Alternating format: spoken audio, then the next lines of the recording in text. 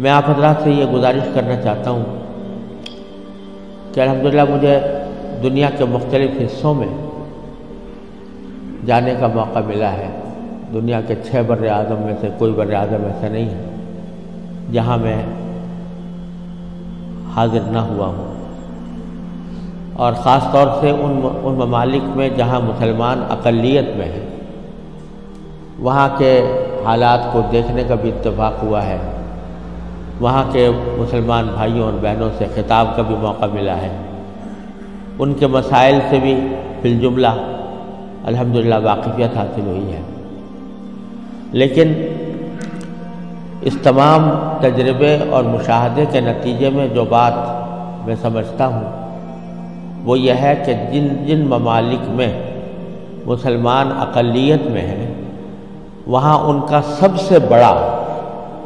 مسئلہ، جسے موت و حیات کا مسئلہ کہنا چاہیے، وہ اپنے نئی نسل اور بچوں کی تعلیم و تربیت کا مسئلہ ہے۔ اس سے بڑا کوئی اور مسئلہ نہیں۔ اور یہ مسئلہ الحمدللہ مختلف جگہوں پر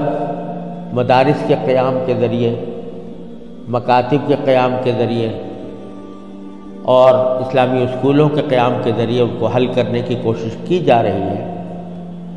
لیکن اب بھی جو ضرورت ہے اس ضرورت کے حساب سے اگر دیکھا جائے تو شاید ابھی 1% بھی کام نہیں ہوا۔ اور یہ ایک ایسا مسئلہ ہے جس کو میں موت و حیات کا مسئلہ سمجھتا ہوں، اور آپ نے تو اس کا زیادہ بہتر طریقے سے مشاہدہ کیا ہوگا، لیکن میں آپ کو خود اپنا تجربہ بتاتا ہوں کہ سن 1978 میں، یعنی آج سے تقریباً 38 سال پہلے مجھے سب سے پہلے امریکہ جانے کا اتفاق ہوا۔ اس وقت سن 1978 میں سب سے پہلے میں امریکہ گیا تھا، اور ایک مسلمان تنظیم کی دعوت پر گیا تھا۔ مسلمان تنظیم کا اس وقت بہت سی مسلمان تنظیموں کا ایک وفاق تھا جس نے ہمیں دعوت دی تھی۔ تو جب میں اس تنظیم میں پہنچا اور اس کا سالانہ کنونشن تھا، اس میں حاضری ہوئی، تو سب سے پہلے تو میں یہ دیکھ کر حیران رہ گیا کہ جب شام کو دعوت کا اہتمام کیا گیا تو اس میں کہیں دور دور حاضرین کے اندر اسلام اور دین کا کوئی شائبہ نظر نہیں آتا۔ خواتین اور نوجوان لڑکیاں وہ مردوں کے ساتھ اور نیم برہنہ لباس میں بیٹھی ہوئی تھی، اور پھر اعلان یہ کیا گیا کہ اگر کسی کو حلال کو کھانا کھانا ہو تو مچھلی استعمال کریں، جس کا مطلب یہ تھا کہ کھانے میں حلال کا بھی کوئی فکر نہیں تھی۔ وہاں بیٹھنا مشکل ہو گیا، ہم لوگ کہیں الگ چلے گئے۔ اس کے بعد معلوم ہوا کہ ایک رقص و سرود کی زبردست محفل منعقد ہوئی۔ ایک بوٹنگ کا پروگرام تھا، اس بوٹنگ کے پروگرام میں سارا جو پروگرام تھا وہ رقص و سرود کی محفل میں گم ہو کر رہ گیا۔ یہ سارے نظارے دیکھنے کے بعد جب مسلمان تنظیم جس نے دعوت دی تھی اس کے سربراہ سے میں نے شکوہ کیا کہ بھائی آپ نے مسلمان تنظیم ہے اور اس میں کہیں دور دور بھی کوئی شائبہ دین کا نظر نہیں آتا، تو آپ کیا کرتے ہیں، کس وجہ سے آپ نے یہ اجتماع منعقد کیا ہے؟ تو وہ لبنانی تھے وہ صاحب جن سے میں نے شکوہ کیا، تو اس کے جواب میں ان کی آنکھوں میں آنسو آنے لگے اور کہنے لگے مولانا آپ صحیح کہتے ہیں، لیکن یہ وہ قوم ہے کہ جس کے بارے میں بس ہم اتنا چاہتے ہیں کہ یہ کم از کم اپنے آپ کو مسلمان کہتی رہے۔ یہ اگر ہم یہ سمجھتے ہیں کہ اگر یہ صرف اپنے آپ کو مسلمان کہتی رہے تو یہ بھی ہماری کامیابی ہے، ورنہ اس کو اسلام سے کوئی تعلق رہا نہیں۔ ان کے آباء و اجداد کھانے پینے کی تلاش میں، تجارت اور معیشت کی تلاش میں یہاں آئے تھے۔ ان کو اپنے بچوں کی تعلیم و تربیت کی کوئی فکر نہیں تھی۔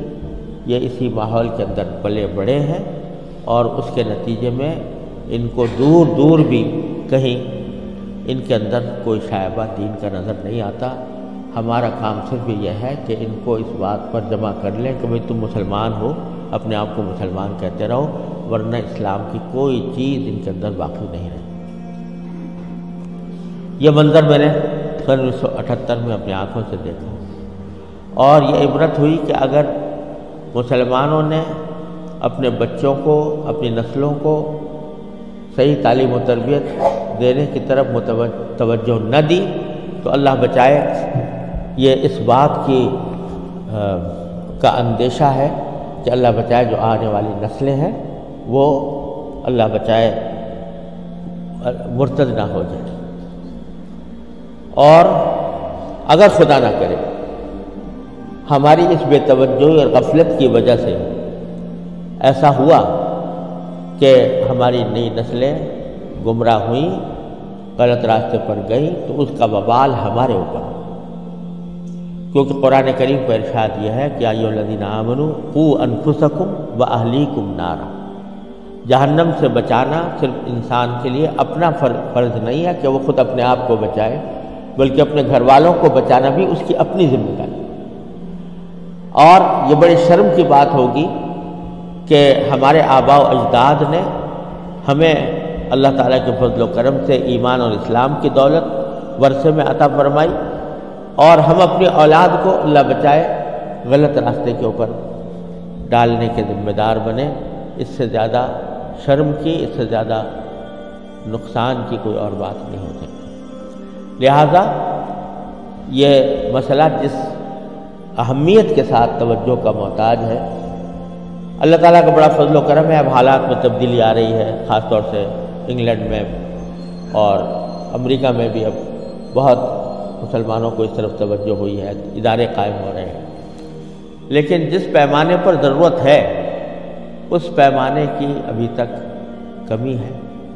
اور اس کا واحد علاج یہی ہے کہ جس کے دل میں بھی یہ درد ہے وہ دامے، درمے، قدمے، سخنے، جس طرح بھی ہو سکے وہ ایسے ادارے قائم کرنے کی کوشش کرے، اور اداروں کے ساتھ تعاون کرے، اس میں اپنے بچوں کو بھیجنے کا اہتمام کرے۔ لوگ چندے کرتے ہیں، ٹھیک ہے، چندہ بھی مالی وسائل کو جمع کرنے کے لیے وہ بھی ایک اہم چیز ہے، لیکن زیادہ اہم چندہ یہ ہے کہ اپنی اولاد کو ایسے اداروں کے اندر بھیجنے کی کوشش کریں جہاں پر چاہے ان کو دنیا کے علوم کی بھی تعلیم دی جا رہی ہو، لیکن اسلامی ماحول میں دی جا رہی ہو، اسلامی تربیت کے ساتھ دی جا رہی ہو۔